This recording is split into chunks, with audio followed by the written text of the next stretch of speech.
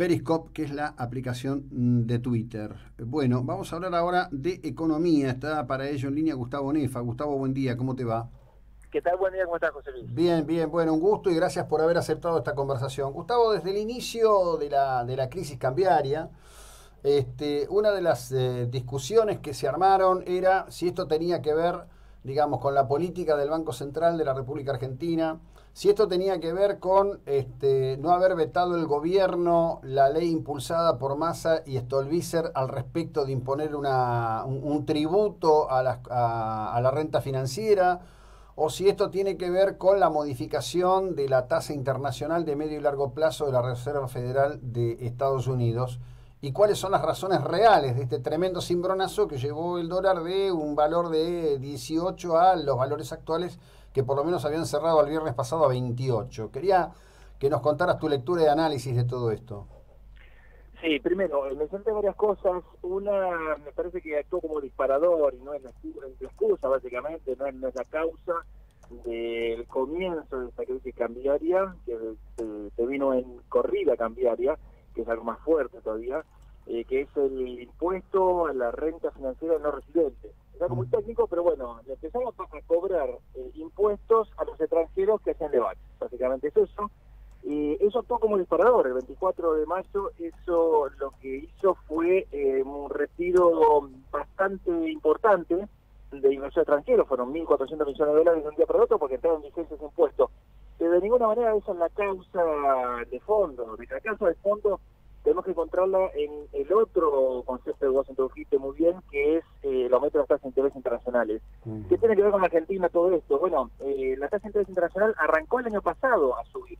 Y fíjate que coincidentemente en diciembre del año pasado, cuando subía la tasa de interés internacional, la, la, el tipo de cambio, la devaluación empezó. El tipo de cambio empezó a subir. Se estabilizó después de enero, después vino otro periodo difícil para los mercados internacionales con la nueva suba, y después en abril empezó a decantar todo lo que otros países empezaban a ajustar. Acordate que, por ejemplo, el real brasileño en abril se devaluó 6%, y llegamos a fin de mes con prácticamente el mismo tipo de cambio que al comienzo de mes. No hubo una gran devaluación previa al 24 de abril. A partir de ahí todo se precipitó. ¿Por qué? Porque los inversores internacionales buscaron refugio en algo más seguro. Y eso en el mundo internacional, digamos, de los negocios, no podés frenarlo cuando se trata del dinero astuto, el dinero grande, el dinero institucional.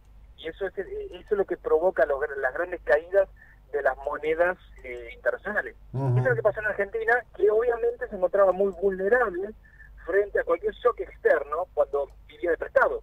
Si vos vivís de prestado y pensás que seguís viviendo de prestado, es una ilusión hasta que te corta el chorro. Y el famoso sudden stop, del cual hablaba en un paper del año 2000 Guillermo Calvo, es cuando los flujos de fondos internacionales se detienen, se revierten, vuelven a casa, y todo ese dinero que estaba dando vuelta en busca de un retorno adicional con una estabilidad cambiaria o una pequeña devaluación en real, la tasa de interés no es que compensaba con creces, con retornos de hasta 5 a 7% en dólares muy cortitos. Bueno, eso no ha sido ningún mundo. La verdad clave ahí es la devaluación, con lo cual hubo un ajuste brusco y hasta te diría sano para la economía argentina, que venía con un tipo de cambio retrasado. Yo lo he mencionado muchas veces en los últimos años, que el tipo de cambio retrasado entre 20 y 30% tenía que corregirse en algún momento. Bueno, eso vino de afuera, no vino internamente. Bueno, nos suele ocurrir, ¿no? Que, digamos, yo en esto siempre utilizo lo que creo que es a mi criterio, la mejor cita de Perón cuando decía independencia económica, soberanía política, y nuestro estado de debilidad económica hace que nuestra soberanía en todo sentido termina siendo fuertemente afectada, ¿no? Sí, no hay. No logramos corregir el tema de la macro, ¿no? No, hay un grave problema. Fíjate que estamos en nivel de recaudación récord en los últimos años, con un nivel de pobreza que va en aumento, y la verdad que los gastos, ahí está el problema, en el tema de los gastos. La estructura de gobierno está totalmente desmedida. Argentina no puede darse el lujo un año más de tener este nivel de gasto y estructura de gasto público.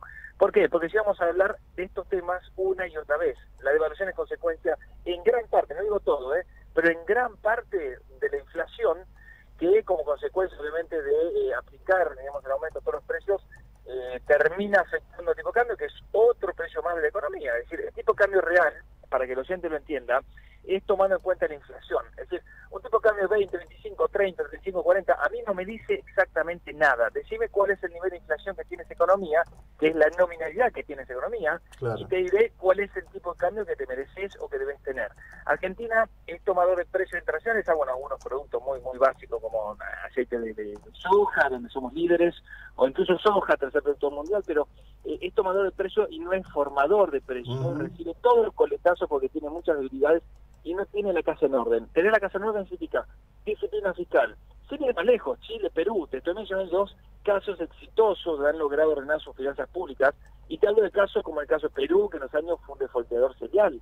Y acá estamos teniendo en cuenta algunos países vecinos, no estoy hablando de ninguna primera potencia mundial.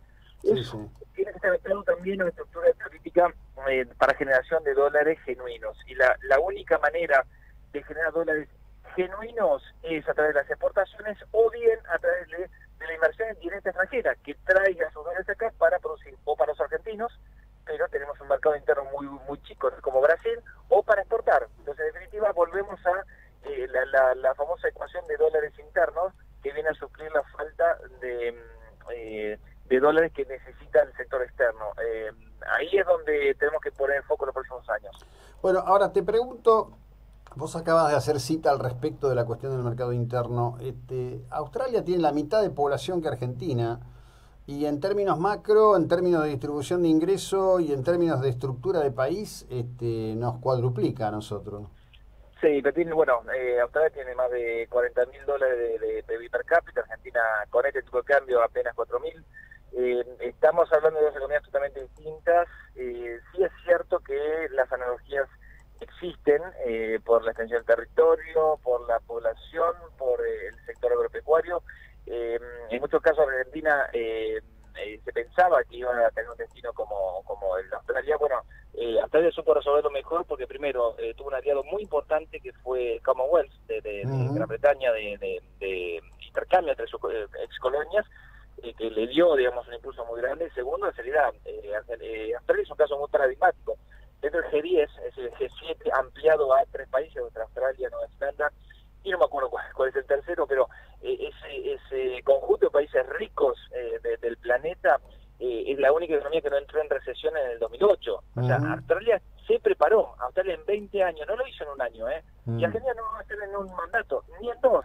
Argentina va a tener que seguir el camino de algunas economías que han transformado, que tienen algunas estructuras similares. Ningún país es igual al otro, pero algunas estructuras similares en cuanto a la estructura productiva, y empezar a mimetizarse con las políticas aplicadas.